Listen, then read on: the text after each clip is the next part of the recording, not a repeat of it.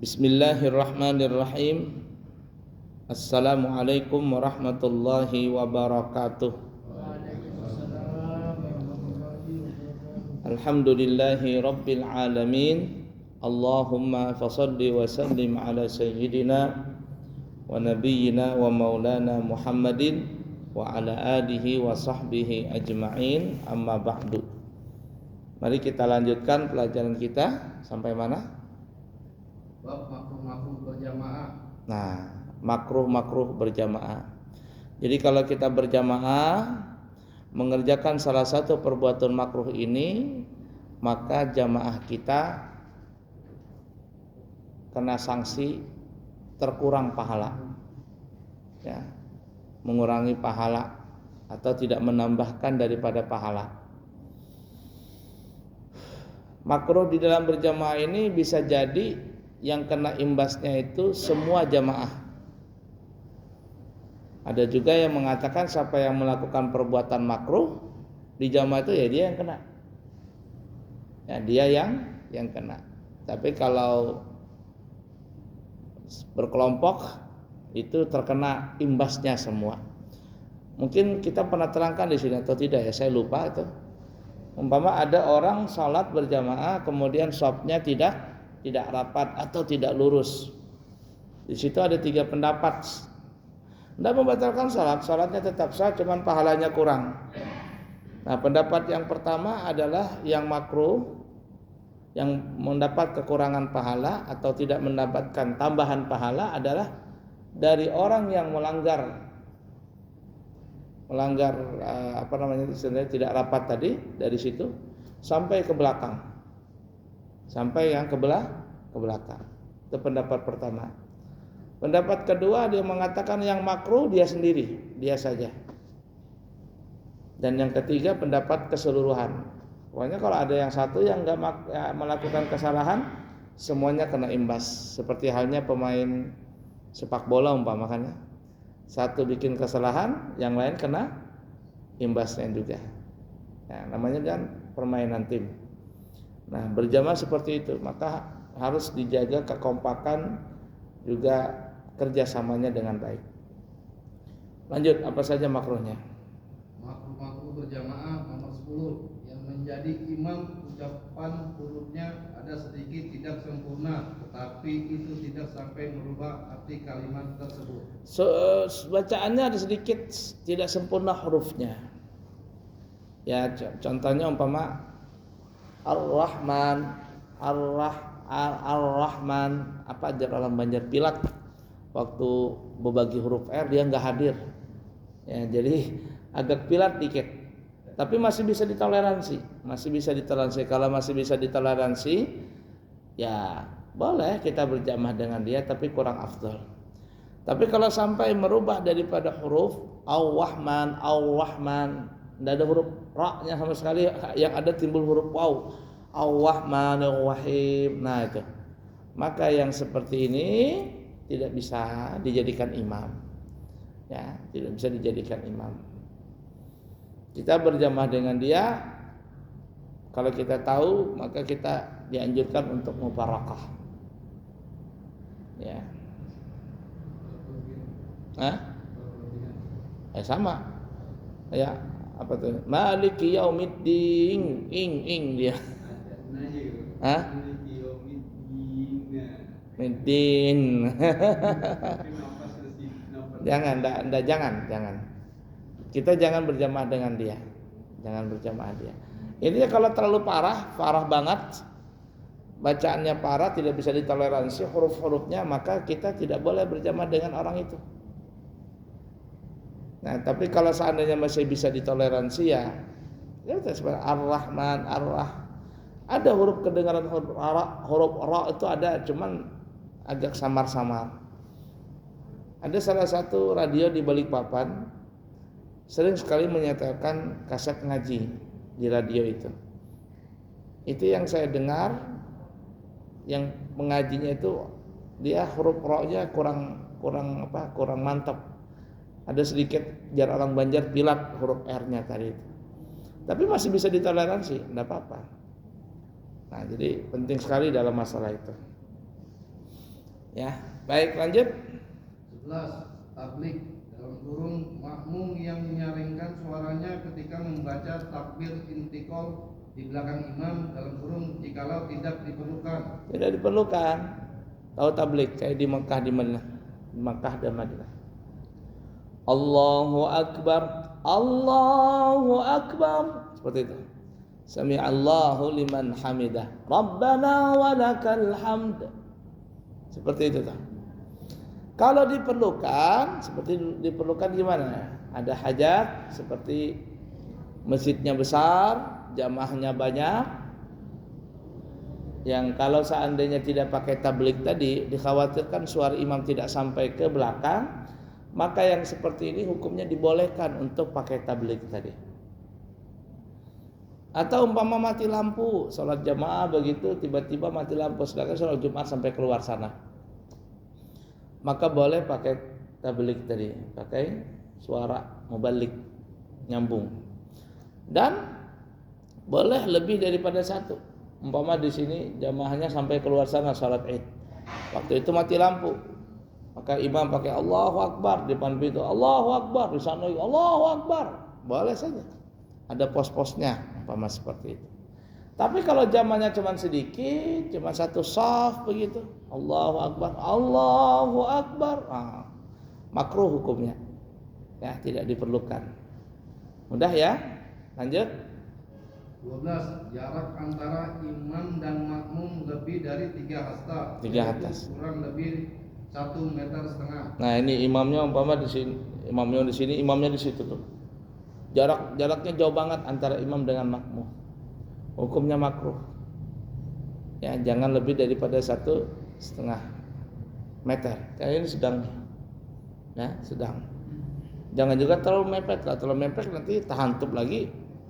Kepala makmum ke belakangnya memang tahantup. Kalau tahantup masih lumayan. Terkadang termasuk dalam sarung. Terus bangun begini termasuk dalam sarung. Ada gitu, ada 1-2 itu. Kenapa terlalu rapat gitu jamaahnya. Baik, lanjut. Terangan. 1. Setiap pekerjaan yang makruh di dalam sholat berjamaah apabila dikerjakan ketika sholat berjamaah, maka itu akan mengurangi nilai pahala dari sholat berjamaah kecuali tidak meratakan shaf dalam kurung. Ini pendapatnya Imam Ramli. Nah, jadi mengurangi pahala semua jamaah. Tapi pendapat Imam Ramli yang tadi shaf itu ya 1 orang itu aja.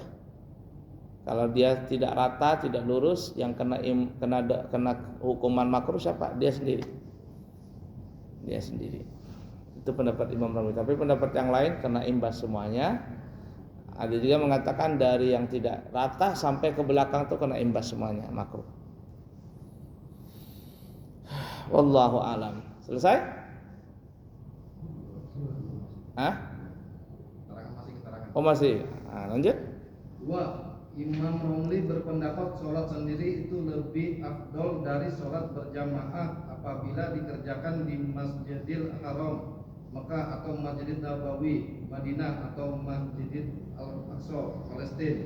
Tetapi adapun pendapatnya Imam Ibnu Hajar sholat berjamaah itu lebih afdol dari sholat sendiri walaupun dikerjakan bukan selain dari masjid yang 3 tadi. Pendapat Imam Romli, salat sendirian di Masjidil Haram Makkah atau Masjid Nabawi atau Masjidil Aqsa itu lebih afdal dikerjakan walaupun sendirian ketimbang selain daripada 3 masjid itu. Kita di sini salat berjamaah nih, ya, maghrib, isya, subuh berjamaah. Tapi ada orang di Mekah sana tidak mau berjamaah, tapi salat di dalam Masjidil Haram, tapi nggak berjamaah. Menurut Imam Romli yang di sana lebih afdal daripada yang berjamaah di sini. Kenapa? Karena di Masjidil Haram 1 kali salat sama dengan 100 ribu. Kalau di Masjid Nabawi 1000. Kalau di Masjid Aqsa 500 kali, 1000 kali, 100.000 kali. Makanya rugilah kalau seandainya kita di Mekah sana waktu kita berumrah, tapi kita nggak mau salat ke Masjid Haram, itu rugi. Ya, masuk ke dalam masjid sangat rugi. Bahkan ada yang malas itu sholatnya di depan hotel aja. Saya ngintip itu banyaknya orang sholat di depan hotel. Dan yang parahnya itu tidak menghadap ke Ka'bah. Jadi umpama ini Ka'bah, ini Masjidil Haram nih ya sini. Nah, sebenarnya kan ngadapnya ke sini. Tapi Masjidil Haram itu kan bukan bundar, dia kan panjang begitu. Di sini panjang begini. Ada orang menghadap ke sini. Bukan ke Ka'bah. Coba hati-hati di situ. Kalau dia di area Masjidil Haram itu kita bisa ngelihat ini apa namanya keramiknya dia. Keramiknya itu arahnya semuanya ke dalam Masjidil Haram, Ka'bah di sana. Saya anda sekali dua kali negur orang yang sholatnya itu di dalam Masjidil Haram, tapi dalam ruangan yang dia tidak ngelihat Ka'bah. Ini umpama shopnya begini ya, apa namanya lurus begini keramiknya. Dia ngikutin ke arah sana. Itu banyak salah itu. Banyak salah seperti itu. Karena kan dia bundar begini kan ya. Nah, keliling-keliling. Apalagi kalau kita lihat sholat di daerah apa namanya ini daerah tempat sofa dan sofa marwah. Sofa marwah. Ini kan sofa marwah tuh lurus begini kan ya, lurus. Sedangkan orang sholat tuh begini, bundar sampai ke sini nih. Sampai ke sini. Jadi kalau kita dari sini umpama yang di sini kita kayaknya hadap ke sana, yang di sana hadap ke sini. Saling hadap-hadapan gitu kayaknya. Saling kayak hadap-hadapan padahal di sana Ka'bahnya. Nah, itu begitu tuh modelnya. Ada pernah saya tegur itu orang, tapi nggak mau dia, ngotot, nggak mau. Kata saya, ente khata. Orang Arab kan, ente galat, ente khata. Ka'bah ila hunak, kata saya. Ka'bah itu ke sana. Tapi nggak mau dia. Dia mau ngikutin arah dinding. Jadi dinding begini mamanya. Itu terkadang keramiknya itu tidak menghadap dinding. Keramiknya itu mereng begini. Kenapa? Karena Ka'bahnya ke sana. Itu banyak orang nggak paham di situ. Entah nggak paham atau nggak mau memahami. Saya itu salah. Coba ente saya bilang tuh, syuk jamaah dulu. Semuanya kata coba lihat jamaah yang lain. Haulai yatawajjahuna ila hunak. Semuanya hadap ke sana, tapi kamu lain hadapnya ke sana kata saya. Tapi ngotot dia, sudah. Enggak mau dibilangin.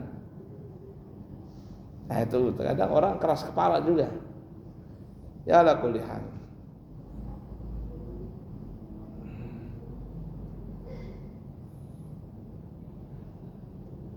Jadi jangan terlalu jauh jaraknya.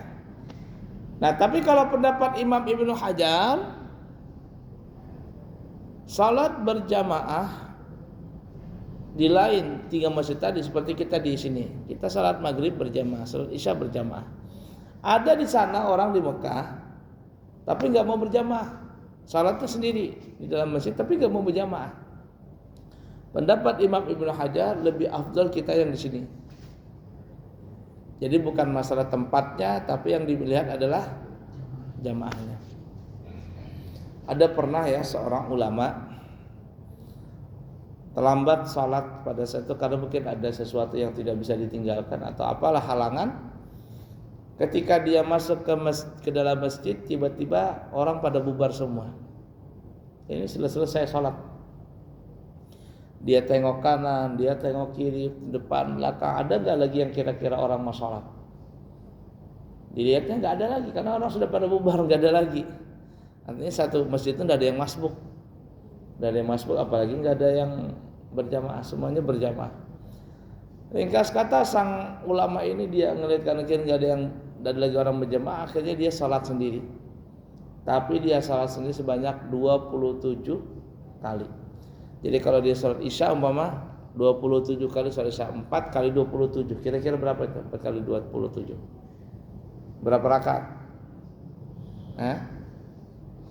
4 kali 27 berapa? 200? 100? 100? 108 rakaat lebih. Kita 20 rakaatnya tarawih sudah kelang kabut, apalagi sampai 100 nih, 108 rakaat. Selesai salat kecapean dia. Kecapean akhirnya sang ulama tadi itu tidur di masjid itu tidur.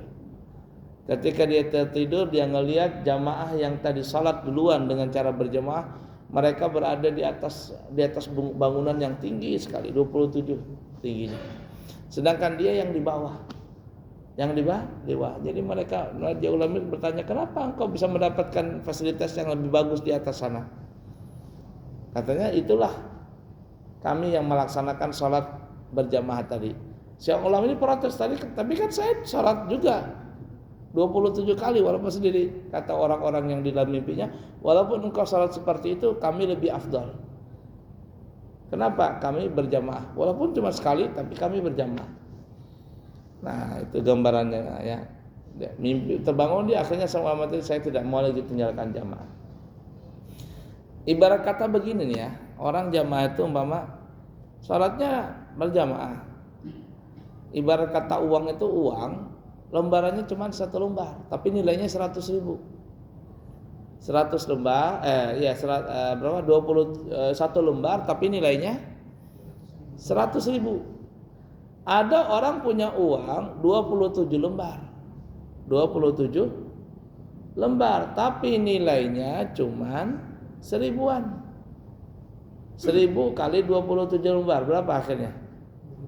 27.000. Pilih mana bapak-bapak yang mau 27 lembar tapi 1000-an sama yang 100.000? Saya mau yang pilih 100. Nah, jadi ada orang memikirkan anunya banyak lembarannya. Oh, bukan banyak lembarannya, tapi nilainya. Nah, di situ tuh modelnya di sana. Makanya ulama tadi maka orang yang dalam mimpi tadi itu berkata, "Walaupun kami cuma sekali salat, tapi nilai kami besar. Daripada kamu sholatnya 27 kali tapi nilainya kecil." Ya, nilainya kecil. Apalagi cuma sekali aja sholat. Mana cepat lagi, Allahu Akbar, Allahu Akbar, Allahu Akbar. Itu ibarat kata sudah selembar, robek-robek lagi duitnya, bau lagi. Ya, baik. Lanjut. 3. Sholat berjamaah di masjid bagi laki-laki itu lebih afdal daripada sholat berjamaah di rumah. Ya. Bagi laki-laki berjamaah di masjid itu lebih afdal daripada berjamaah di rumah. Walaupun berjamaah di rumah dapat pahala, di masjid dapat pahala, tapi lebih afdal yang berjamaah di masjid. Makanya kita laki-laki ini kalau bisa berjamaah di masjid. Berjamaah di masjid. Oh, saya mau di rumah aja supaya imamin istri anak saya sendiri. Oh, anak perempuan itu kalau mau berjamaah sesama mereka saja. Nah, kita laki-laki di masjid memang aturannya begitu. Memang aturannya seperti itu. Nah, kecuali kalau kita uzur, tidak bisa ke masjid atau apalah alasan yang bisa dikatakan uzur. Bersalatlah kita di rumah, tapi kalau bisa jamaah dengan istri dan sebagainya. Baik, lanjut. 4. Apabila diketahui imamnya tadi adalah seorang yang kafir atau gila atau seorang perempuan atau imamnya itu masih dalam status menjadi makmum atau di bajunya ada najis yang nampak dalam kurung najis yang tidak dimaafkan atau bacanya tidak fasih, maka wajiblah bagi para makmum yang berjamaah dengan dia untuk mengulangi sholatnya masing-masing kecuali imamnya itu masih berhadas kecil, dalam kurung tidak berwudu atau berhadas besar junub, atau di bajunya ada najis yang tidak nampak dalam kurung najis yang dimaafkan, maka tidaklah wajib para makmum untuk mengulangi sholatnya. Banyak masalah itu ya. Coba satu-satu tadi, ulangin. Apabila diketahui imamnya tadi adalah seorang yang kafir. Satu. Kita umpama pergi ke luar negeri, saudara kita di satu tempat ibadah, kalinya ada orang sholat, kita ikut dia. Ternyata imamnya ini bukan orang Islam. Selesai sholat, ternyata orang ini bukan orang Islam. Kita selesai salam. Bagaimana sholat kita tadi? Sah atau tidak? Jawabannya tidak sah. Wajib kita mengulang. Kita kalau ke luar negeri hati-hati ya, terutama di Lebanon atau apa itu. Jangan disangka orang yang pakai bolang itu ulama. Itu kadang dia pendeta. Terkadang pendeta. Kita tidak tahu. Bahkan ada itu saya lihat di media sosial, entah benar atau tidaknya, imamnya ada seorang perempuan, ya, apa Kristen apa namanya itu. Dia sholatnya kayak kita, pakai kerudung, pakai jilbab tuh. Tapi bukan orang Islam. Umpama dia sholat berjamaah jadi imam, kita selesai sholat baru kita tahu dia bukan orang Islam. Wajib kita ngulang sholat kita. Baik, lanjut yang kedua tadi. Atau gila. Selesai sholat dia assalamualaikum. Tiba-tiba dia di mana anakku, di mana istriku, lalala. Zaman dulu kan ada film Unyil. Masih ingat nggak film Unyil zaman dulu? Hah? Unyil.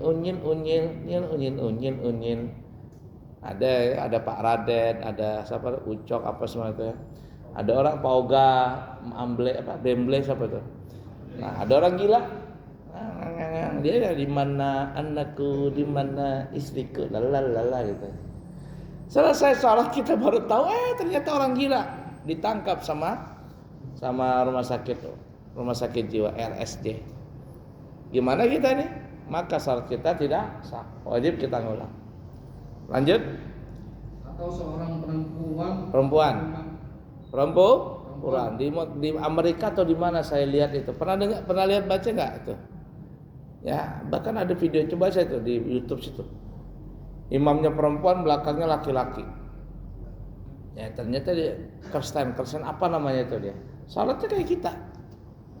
Ya, banyak cabangnya itu mereka.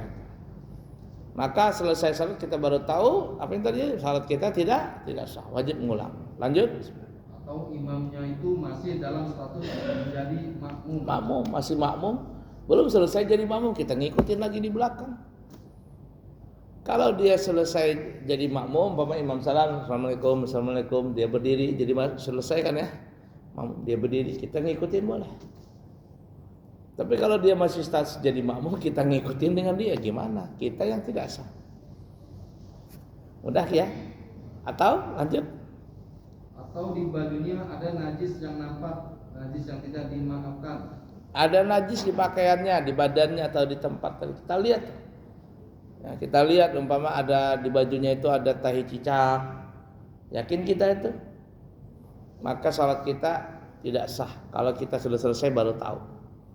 Tapi kalau di pertengahan salat kita mufarakah. Lanjut. Atau bacaannya tidak fasih, maka wajiblah bagi para makmum. Stop. Atau kasusnya tidak fasih bacaannya. Alhamdulillahi rabbil alamin. Ar-Rahmanir Rahim, Maliki Yaumiddin, katanya. Kita tahu, dasar salat kita. Alias kita ngulang. Ini kalau kita mengatakannya setelah salam ya.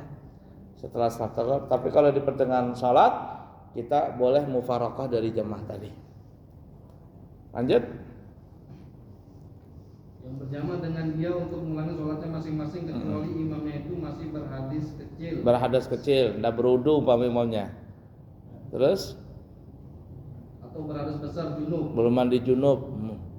Selesai baru dia bilang, "Aku tadi belum mandi junub," katanya. Apalagi? Atau di bajunya ada najis yang tidak nampak, tidak kelihatan najisnya. Atau lanjut. Najis yang dimaafkan, maka tidaklah wajib para makmum untuk mengulangi sholatnya. Ya, tidak wajib mengulang. Jadi cuman ada, jangan diberitahukan. Umpama ada imam salat ya, assalamualaikum, baru dia tadi, belum wudu katanya. Belum, sudah diam-diam aja keluar wudu kemudian salat sendiri. Makmum biarkan saja, salatnya tetap sah. Ada saya punya teman satu kamar, saya tidak sebutkan namanya, tapi beberapa tahun yang lalu dia sering diundang di Balikpapan. Itu teman saya waktu sekamar di Hadramaut. Dia sering dulu diundang di Balikpapan. Sekarang sudah kayaknya lama sudah nggak jumpa ini sama beliau. Jadi waktu sholat subuh, waktu malam hari dia mimpi basah. Tapi kalau tengah malam nanti aja lah, mandinya mau dekat subuh baru dia nanti aja mandilah. Pas mau dekat subuh bangun dia lupa bahwa dia junub. Akhirnya dia cuma buang air kecil, dia berwudu, lalu dia salat subuh berjamaah. Tapi jadi makmum. Waktu itu yang jadi imam adalah Habib Umar bin Hafid, guru kita di Hadramaut. Nah, selesai salam, musafah, salaman satu. Giliran teman saya ini dipegang begini sama Habib Umar, disenyumin aja. Teman saya ngeliat itu. Ada rasa senang karena diperhatikan sama Habib Umar, tapi ada juga bingung. Selesai salam, perasaan ada apa ya aku diajak sama Habib Umar, kenapa ya tadi ya? Kok tumben-tumbennya begitu loh, dipelototin gitu digini. Tapi Habib Umar gak marah, senyum saja. Itu namanya orang wali ya. Itu sekamar sama saya. Selesai itu dia bilang, aduh kenapa, ada apa ya? Tapi Habib Umar gak marah, cuma tersenyum saja. Baru dia, astagfirullahaladzim, belum mandi junub kata dia. belum mandi junub, langsung dia masuk mandi junub. Nah itu orang wali itu terkadang dia seperti itu. Subhanallah. Ada juga dulu Habib siapa di Hadramaut ya. Ada seseorang ini berhubungan badan di malam hari dengan istrinya. Kemudian ya mandi, tapi ketika dia mandi nggak buang air kecil, lalu dia salat subuh. Nah kemudian pagi harinya dia datang ke Habib ini Habibnya kasyaf gitu. Dilihat sama Habib, katanya kamu habis ini pulang ya ke rumah, ulang mandimu. Maksudnya Habib, ya mandi junubmu tidak sah. Kok bilang tidak sah? Iya mandi junubmu tidak sah dan salat subuhmu tidak sah. Bingung dia, kenapa bisa begitu Habib? Habib tahu dari mana tadi malam saya junub? Kata Habib ini, karena ketika engkau mandi tidak buang air kecil lebih dahulu. Pas ketika engkau selesai mandi, selesai salat subuh, lalu kamu buang air kecil. Ketika kau buang air kecil, itu ada air mani yang ikut di situ. Akhirnya kamu wajib mandi junub lagi. Makanya para jamaah kalau kita junub ya habis berhubungan badan atau apalah istilahnya, sebelum kita mandi junub kita kencing lebih dahulu. Kenapa? Karena lubang keluarnya air kencing dan lubang keluarnya air mani itu satu lubang. Nah kalau seandainya kita tidak mandi junub, maksudnya tidak buang air kecil langsung kita mandi junub, selesai mandi junub tiba-tiba di dalam batang alat kelamin kita ini ada mani tertahan, lalu kita urut keluar lagi dia. Pas kita pegang keluar air maninya, apa hukumnya nih? Wajib kita mandi junub lagi. Nah oleh karena itu kalau seandainya ada air mani tertahan di lubang alat kelamin tadi, kita kencing dia dorong itu. Dia dorong air kencing mendorong air mani tadi, selesai. Baru kita mandi junub. Mudah dipaham gitu ya. Nah seperti itu. Jadi ulama itu terkadang luar biasa. Ada ceritanya, dulu katanya ada Habib di Hadramaut di kota Tarif. Habibnya ini Majidub tuh orangnya aneh-aneh gitu. Nah, kalau yang di Jakarta kan yang terkenal Habib siapa tuh namanya? Syekhan Al-Bahar. Hampir banyak ya bangsa Al-Bahar itu bangsa apanya, banyak yang Majidub itu ada. Saya punya teman itu juga Al-Bahar bangsanya. Pokoknya aneh itu Al-Bahar itu. Jadi kalau di Jakarta Habib Syekhan Al-Bahar. Jadi ada Habib yang Majidub. Dia enggak ngajar, enggak apa, cuma dia sering nongkrong di pinggir jalan begitu. Nongkrong sambil ya watak kayak orang-orang gila, tapi dia wali. Kalau ada anak laki-laki yang lewat, dipegang alat kelaminnya. Tapi enggak pegang langsung, kan pakai sarung digini kan ya. Nah, digitu kan, digawil gitu nah. Kalau ada anak perempuan yang kecil bukan yang besar ya, laki perempuan kecil, itu dipegang dadanya sama Habib ini pegang gitu. Tapi tidak ada yang marah. Orang tuanya tahu, anak-anaknya tahu, tidak ada pelecehan, tidak dianggap pelecehan. Jadi waktu itu ada seorang guru, seorang syekh ngelihat kelakuan Habib yang aneh ini, dalam hatinya kenapa sih Habib ini kok kelakuannya begitu, apa sih? Masa Habib begitu? Dalam hatinya seperti itu. Lalu akhirnya Syekh ini berangkat dia ke tempat sekolahannya, dia mau ngajar di madrasahnya. Duduk dia di tempat yang disediakan. Ketika dia mau mengajar, dia nggak bisa. Semua ilmu yang ada di otaknya lupa semua. Baca kitab nggak bisa, semuanya nggak tahu dia, nggak bisa baca dia. Blank sama sekali. Lalu murid-muridnya bertanya, guru kenapa nggak mulai ngajar? Kata gurunya, nggak tahu saya tidak bisa baca kitabnya. Padahal ulama alim waktu itu, nggak bisa baca kitab katanya. Jadi kata muridnya, apakah engkau ada mengerjakan sesuatu? Saya tidak mengerjakan apa-apa. Kata muridnya, apakah dalam hatimu ada sesuatu yang tidak baik? Diam gurunya. Mungkin gara-gara saya negur Habib itu, protes Habib itu. Kata murid-murid, itu orang wali ya guru, itu orang wali jangan dimacam-macamin. Segera minta maaf. Akhirnya orang tuan guru ini datang kepada Habib tadi, ya Habib saya minta maaf telah melakukan ini, melakukan itu. Habib tadi bilang nggak apa-apa, biasa aja.